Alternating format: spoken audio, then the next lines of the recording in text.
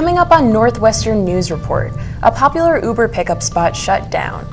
I didn't know, so I'm assuming others don't know as well. A revelation in your morning coffee, and exercising with animals. Good morning and welcome to Northwestern News Report. I'm Shannon Longworth. And I'm Nicole Croteau. The weather's warming up and it's time to shop for summer. But when you need an Uber after a day spent on Michigan Avenue, you'll have to start with a walk down the street. Here's Shannon with the story. The no stopping, no standing regulation on North Michigan Avenue is being strictly enforced for ride-sharing vehicles. The law applies to all vehicles, but Ubers and Lyfts apparently do it the most, as ride-hailing apps continue to gain popularity. But the problem lies in that many drivers simply didn't know they were committing a traffic violation. Their apps tell them to stop, so they do. I didn't know, so I'm assuming others don't know as well. Over here you're okay, but walk just a few feet away and your driver could be fined up to $200. And it's entirely up to them to foot the bill. Uber should let us know and then try to work with the city to see if they can put a share ride area on Michigan.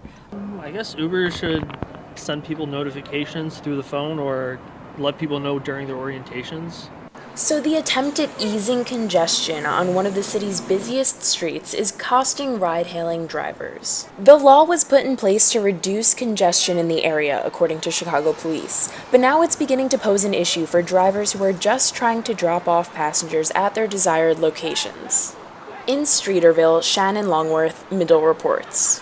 On May 15th, Uber drivers around the world went on strike. They argued for raise in commissions, but the company did not agree to their demands. Uber went public on the stock market 2 days later, and prices fell far below expectations. Rainbows are touching down in Boys Town. Following a nationwide trend, Chicago will paint colorful crosswalks this summer. Thomas Ilalaole has more. Thanks, Shannon. Before Pride hits in June, 13 crosswalks from Melrose to Bradley and Boys Town will be painted in rainbow colors. Additionally, one crosswalk at the intersection of Melrose and Halsted will be painted pink, blue, and white, a commitment to the transgender community. It's a really nice way to sort of show that that area of town is especially a safe and friendly place for LGBT people to be. These efforts, led by the North Halsted Business Alliance, follow a nationwide trend. Over 100 cities across the country have already spread rainbows. Operations Director Eric Santiago told me that it's a dedication to the LGBTQ identity and a reminder to maintain Boys Town as an LGBTQ+ neighborhood. The first set of rainbow crosswalks will be painted on May 30th. Thank you, Thomas. The world's top culinary honors, the James Beard Awards, celebrated one Chicago baker with the title of Outstanding Baker. I went to West Loop to find out more. Chicago chefs and restaurateurs celebrated last week after taking home 4 medallions at the James Beard Foundation Awards. Last year, only one Chicago restaurant won. I had a bunch of family and friends watching live. Greg Wade was named Outstanding Baker after 2 previous nominations. It's just a huge honor to be recognized in this capacity that, we are, forward-thinking and leaders in the baking industry and try to showcase just the quality and integrity and not only of the ingredients that were used, but also what we do after the fact and how we treat those really great products. Publican Quality Bread serves over 100 restaurants in Chicago, and for this Wisconsin native, his passion finally paid off. Baking, I love everything about it. It's super tactile, it's very intimate. Our bread will be different. Even if other people are using the same recipe, our bread will be different because it's us making it. Just having that recognized is really special for me. Kevin Boehm and Rob Katz won Best Restaurateur this year. It was their 4th try for their Boca restaurant group, which includes restaurants like The Girl and the Goat here in the West Loop. The other night we had the James Beard Foundation after party here, which there was 800 people through here having a good time and partying and celebrating everything that has to do with the industry. Chef Andrew Graves is fairly new here, but Girl and the Goat has been open since 2010. The Boca group won the Best Restaurateur Awards, which I'm pretty sure they were very excited to finally win. I think they were up 2 or 3 times before, and they finally won, which is well deserved. They've done a lot for the city of Chicago as far as culinary-wise. Pacific Standard Time and River North won for Outstanding Restaurant Design, and Beverly Kim and Johnny Clark won for Best Chef Great Lakes at Parachute. In the West Loop, Nicole Croteau, Medill reports. Congratulations to all of our hometown winners. Coming up next, a double amputee finds solace in dancing. People with disabilities can do anything and be dancers. A shocking discovery in the coffee industry, and an exercise routine you won't want to miss. Welcome back. When you stopped for your morning coffee today, you probably spend about the same amount that you usually do.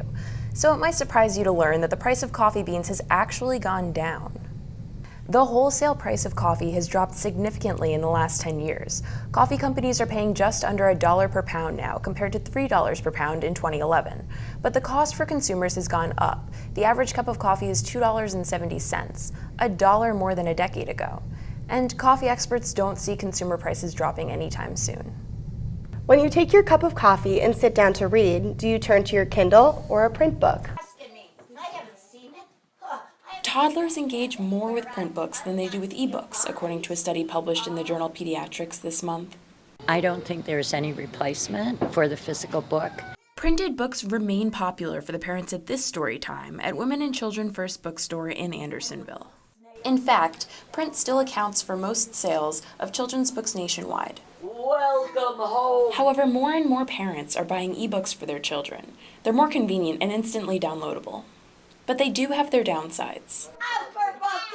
You know, tablets make lots of noises and their screens slide up, and that's compelling, but it's also distracting.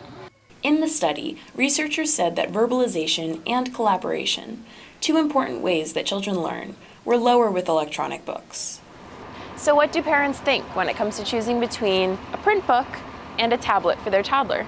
There's something very special about turning a page and having, that tactile response and being able to go back and forth. Getting to touch and play with something and hold it and work on your fine motor skills while you're experiencing a book seems preferable. Also, I'm trying to, keep our face out of screens as much as possible. The study's authors say that pediatricians may want to take the extra step of encouraging those parents to use the print format from now on. In Andersonville, Shannon, Longworth, Medill reports.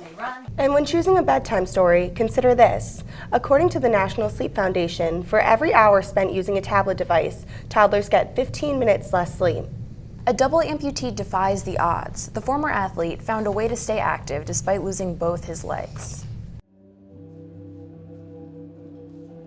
I lost my legs in a work accident almost 40 years ago now. I worked for a beer distributor, and I fell into a cardboard compactor and had my legs crushed.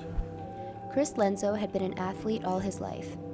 So after the accident that left him a double amputee, he tried sports like wheelchair basketball.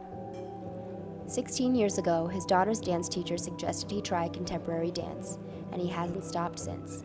It motivated me to work harder, to get stronger, so I could do more things. Ashes was definitely the hardest piece I've ever done. I'm strapped to a platform that's 8 feet up in the air, and I'm hanging upside down. And it was super difficult just to figure out how to secure me up there. Lenzo dances with multiple companies, including Momenta and Grit. He performs in about 15 shows a year. Lenzo's wife said watching him perform has helped their 4 daughters see that anything is possible. Becoming a dance performing artist helped, I think, the kids learn that to a deeper level. Other dancers said Lenzo pushes them to try more challenging and creative lifts. We can balance, we can share weight in different ways than we would have just being us. As a double amputee, Lenzo said dancing shows unexpected ability. For example, his wheelchair allows him to glide across the floor as if he were skating. And it also humanizes that person. It just shows a different side. People with disabilities can do anything and be dancers, and it's not different from anybody who is a dancer. You can do a lot. There's a lot of things you can try to do and things you can achieve that you might not be doing. In Oak Park, Josephine Chu, Medill reports. That was really impressive. It was very impressive, and it's so motivating to see someone come back from an injury like that. His next performance is on June 15th. It's a show called Family Ties. What's more fun than doing yoga with your friends? Doing yoga with your furry friends. At Original Goat Yoga in Elgin, goats keep yogis in line during their workout. The studio offers half-hour classes that feature no less than 10 goats per class, looking cute and checking poses. It's wonderful because it's a combination of animal-assisted therapy and yoga, and what could be better? So now we need to get some award-winning bread and then work it off at Goat Yoga tonight. Yeah, we do. Well, that's all the time we have. Thank you for watching Northwestern News Report. I'm Shannon Longworth. And I'm Nicole Croteau. Have a good day.